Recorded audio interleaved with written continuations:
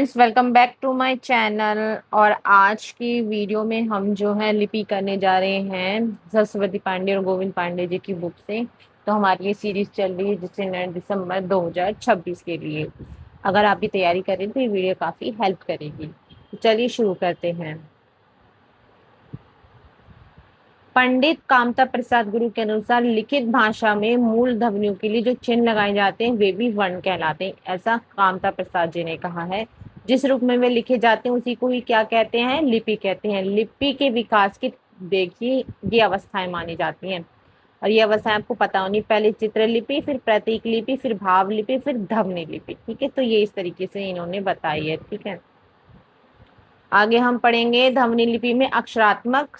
ठीक है, और दूसरी है वर्णात्मक। भारत की सारी लिपि अक्षरात्मक है, रोमन लिपि जो है वो वर्णात्मक है, याद रखिएगा। भारत में प्राचीन समय में 3 लिपियां थी। कौन सी थी? सिंधु घाटी लिपि, खरोष्टी लिपि और ब्राह्मी लिपि। इनके बारे में आपने इतिहास में भी जरूर पढ़ा होगा। सिंधु घाटी लिपि के प्राचीनतम नमूने सिंधु घाटी मांटगोमरी जिले के हड़प्पा तथा सिंध के लरकाना जिले के मोहनजोदड़ो में जो है वहाँ के सीलों पर मिलते हैं। ठीक है, और डिरिंजर महोदय ने सिंधु घाटी लिपि को ट्रांजिशनल स्क्रिप्ट यानी भाव ध्वनि मूलक लिपि कहा है।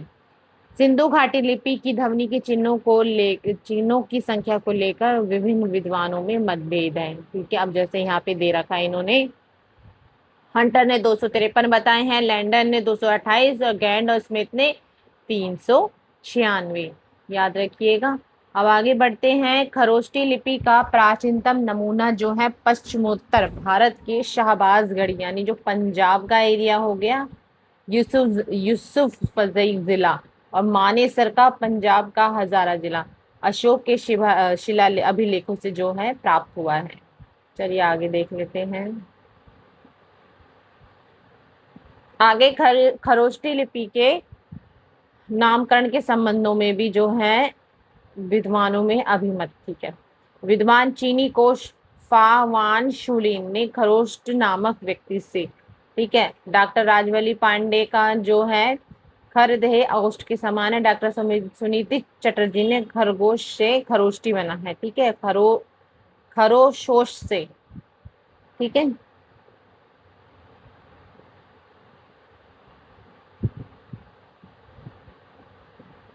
खरोष्टी जो है आपकी, खरोष्टी जो है दाएं से बाएं लिखी जाती है। इसमें 37 वर्ण, 5 स्वर, 11 व्यंजन होते हैं। संयुक्ताक्षरों का सर्वथा अभाव रहता है, यानी संयुक्ताक्षर नहीं रहते।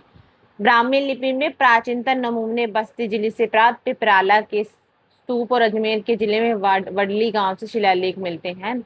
ब्राह्मी लिपि का नामकरण के संदर्भ में कुछ मत है, आइए देख लेते हैं इन्हें। ब्राह्मी लिपि द्वारा निर्मित लिपि ब्राह्मी लिपि कहलाई। ब्रह्मा द्वारा से उन्होंने जो निर्मित की तो उसे ब्राह्मी लिपि कहलाया। ब्रह्मा जो है वेद और ज्ञान की रक्षार्थ लिपि ब्राह्मी कहलाई थी। ब्राह्मणों द्वारा निर्मित और प्रयुक्त लिपि ब्राह्मी लिपि है। चीनी विश्वकोश फासवान शुलीन ने 668 ईस्वी के अनुसार ब्रह्म नामक आचार्य के आधार पर ब्राह्मी कहलाई।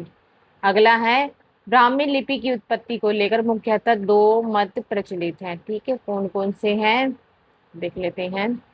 यह भारतीय लिपि है और यह विदेशी लिपि है। ठीक है, ब्राह्मी लिपि की उत्पत्ति को लेकर ये 2 मत जाने जाते हैं। ब्राह्मी लिपि की उत्पत्ति भारत में हुई है, इस वर्ग में भी अनेक मत हैं। तो चलिए अब इन्हें देख लेते हैं। एडवर्स थॉमस ये मूल आविष्कारक द्रविड़ थे। ठीक है, जगत मोहन वर्मा ये वैदिक चित्रलिपि व्युत्पन्न करी थी इन्होंने, और श्री आर श्याम शास्त्री ने सांकेतिक चिन्हों से व्युत्पन्न किया था। फिर है डॉक्टर राजबली पांडे ने सिंधु घाटी लिपि विकसित की थी। डाउसन कनिघम लसन ने आर्यों की पुरानी चित्रलिपि विकसित की थी। ठीक, डॉक्टर भोलानाथ तिवारी ने हड़प्पा मोहनजोदड़ो की लिपि से विकसित की थी।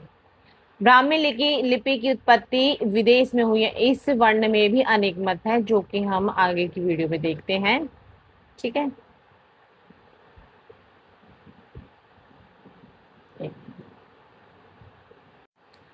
विद्वान और अभिमत देख लेते हैं हम यहाँ। डॉक्टर अल्फ्रेड जेम्स सीसेप सेनाट यूनानी या फोनसी से उत्पन्न है। ठीक है, डॉक्टर वूलर, डॉक्टर डेविड डिरीजर स्वामी से उत्पन्न है, उत्तर उत्तर सामी से, ठीक है। टेलर डिक्केन ने दक्षिण सामी से उत्पन्न है। वेब विकेन जेनसन फोनेशियन से उत्पन्न है। प्रोफेसर बूलर के अनुसार ब्राह्मी लिपि में 41 अक्षर थे, ठीक है, और 9 स्वर थे, 32 व्यंजन। ब्राह्मी लिपि के विकास इस तरीके से दर्शाया है। ब्राह्मी लिपि के बारे में आप देख लेते हैं, दक्षिणी शैली और उत्तरी शैली। दक्षिणी में तेलुगु, तमिल, कन्नड़ लिपियों का विकास हुआ था। गुप्त लिपि उत्तरी लिपि में आती है 4 से 5वीं सदी में, और सिद्ध मास्तिका या कुटिल लिपि से कहा गया है, याद रखिएगा। देवनागरी लिपि 9वीं सदी से, और शारदा लिपि 10वीं सदी में, ठीक है। सिद्ध मासिक लिपि मातृका लिपि को डॉक्टर वूलर ने न्यून कोणीय लिपि कहा था, ठीक है। यही लिपि कालांतर में कुटिल लिपि के नाम से भी प्रसिद्ध हुई। सन 585 से 89 तक, ठीक है। इसका बोध गया और अभिलेख में सिद्ध मातृका लिपि में ही मिला है। अब देवनागरी लिपि को देख लेते हैं।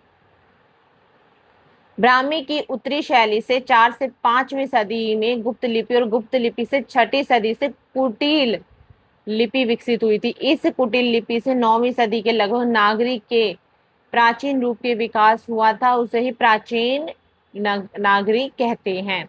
देवनागरी लिपि के नाम से विषय में अनेक मत है। प्रसिद्ध बौद्ध सॉरी थोड़ा मिसप्रोनाउंस ललित विस्तार में वर्णित नाग लिपि से नागरी का नामकरण हुआ। नगरों में प्रसिद्ध होने के लिए इसे देवनागरी कहा जाने लगा। पाटलिपुत्र को नागर और चंद्रगुप्त को देव कहा जाए, इसलिए इसका नाम देवनागरी पड़ गया, ठीक है। अब आगे देखते हैं, हाँ आपको काफी अच्छा मिलेगा। श्री आर श्याम शास्त्री ने देवताओं की प्रतिमाओं के बनने की पूर्व उनकी उपासना सांकेतिक चिन्हों द्वारा होती थी, ठीक है, जो कई प्रकार के त्रिकोण यंत्रों के मध्य लिखे जाते थे। ये यंत्र जो थे वो देवनागर कहलाए थे, और उनके मध्य जो लिखे जाने वाले अनेक प्रकार के सांकेतिक चिन्ह थे उन्हें वर्ण कहा जाने लगा, इसलिए इसका नाम देवनागरी पड़ा। गुजरात के नागर ब्राह्मण के नाम पर नागरी पड़ा। डॉक्टर धीरेन्द्र शर्मा के अनुसार मध्य युग के स्थापत्य की एक शैली का नाम नागर होने से नागरी नाम पड़ा। देवनागरी का सर्वप्रथम प्रयोग गुजरात के राजा जय भट्ट 7वीं से 8वीं शताब्दी में एक शिलालेख में हुआ, ठीक है। अब देख लेते हैं देवनागरी का वैशिष्ट्य। देवनागरी लिपि क्या है? एक अक्षरिक लिपि है। देवनागरी में एक वर्ण के लिए ध्वनि है, अतः प्रत्येक अक्षर उच्चारित होते हैं। देवनागरी की वर्णमाला वर्णक्रम वैज्ञानिक है, ठीक है। अब सुधार देख लेते हैं। सर्वप्रथम बाल गंगाधर तिलक ने 1904 में अपने पत्र केसरी के लिए 1926 टाइपों की छटाई करके 190 टाइपों का एक फाट, जिसे तिलक फाट भी कहते हैं, बनाकर देवनागरी लिपि में सुधार करना आरंभ किया, ठीक है। बहुत इंपॉर्टेंट पॉइंट है, अच्छे से इसको जरूर दोबारा से रिवाइज कर लेना। सर्वप्रथम महाराष्ट्र के सावरकर बंधु ने ए की 12 खड़ी तैयार की थी, ठीक है। किसने करी थी? वो सावरकर। किसने? महाराष्ट्र के सावरकर बंधुओं ने ए की जो 12 खड़ी तैयार की थी, और महात्मा गांधी के हरिजन सेवक में इसका सर्वप्रथम प्रयोग हुआ होगा, किया है इन्होंने यहाँ लिखा है। सर्वप्रथम डॉक्टर श्याम सुंदर दास ने पंचमा अक्षर ण के स्थान पर अनुस्वार का प्रयोग का प्रस्ताव दिया था इन्होंने। और डॉक्टर गोरख प्रसाद दास ने मात्राओं को व्यंजन के बाद दाहिने तरफ लिखने का प्रस्ताव दिया, ठीक है। बहुत इंपॉर्टेंट और आपको याद रहनी चाहिए, क्योंकि अब हम हिंदी के जो हैं स्टूडेंट हैं, तो हमें हिंदी को बार बार पढ़ना पड़ेगा। जितनी बार पढ़ेंगे हम उतना ही इसमें निखरते भी जाएंगे। श्रीनिवास ने सुझाव दिया कि महाप्राण वर्णों के बदले अल्प प्राण वर्णों के नीचे कोई चिन्ह लगा दिया जाए तो उनमें वर्णों की संख्या में भी कमी आ जाएगी। हिंदी साहित्य सम्मेलन जो कि इंदौर के 24वें अधिवेशन में हुआ था, और 1935 में महात्मा गांधी के सभापति में नागरी लिपि सुधार समिति का भी गठन किया गया था, याद रखिएगा। और नागरी लिपि की सुधार समिति के संयोजकता कौन थे? काका कालेलकर। सम्मेलन में कुल 4 सुझावों को स्वीकार गया था, वो कौन कौन से थे? नागरी प्रचारणी सभा 1945 में नागरी लिपि के सुधार हेतु एक समिति का गठन किया गया है। उत्तर प्रदेश सरकार ने 31 जुलाई 1947 में आचार्य नगेंद्र देव की अध्यक्षता में, ठीक है, नागरी लिपि सुधार समिति का निर्माण किया, और इस समिति में कुल 9 बैठक हुई थी, और समिति ने 25 मई 1949 को अपनी रिपोर्ट भी प्रस्तुत की थी।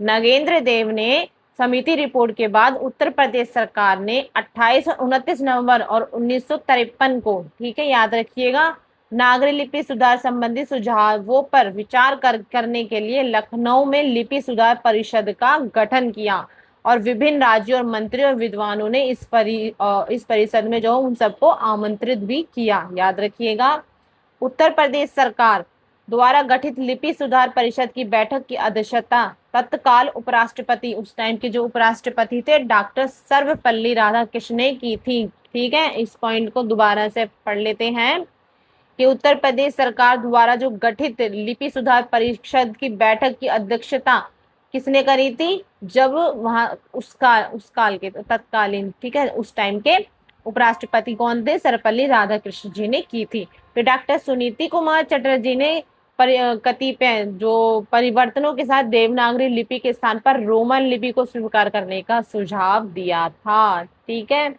तो यहाँ तक हमें अपनी लिपि के बारे में पता लग गया कि कैसे कैसे यहाँ तक आई। अब नेक्स्ट वीडियो में हम राजभाषा को कवर करेंगे। राजभाषा मोस्ट इम्पॉर्टेंट, ये मोस्ट इम्पॉर्टेंट टॉपिक है। इससे आपके नेट में इतने प्रश्न बनते हैं, इतने प्रश्न बनते हैं, बहुत ज्यादा प्रश्न बनते हैं, और हमेशा आता भी है। इसको तो आपको पक्का करके ही जाना है। ठीक है, तो नेक्स्ट वीडियो में हम इसे कवर करेंगे। आज की वीडियो कैसी लगी जरूर बताइएगा। मिलते हैं नेक्स्ट वीडियो में, तब तक के लिए आप सभी का बहुत बहुत शुक्रिया।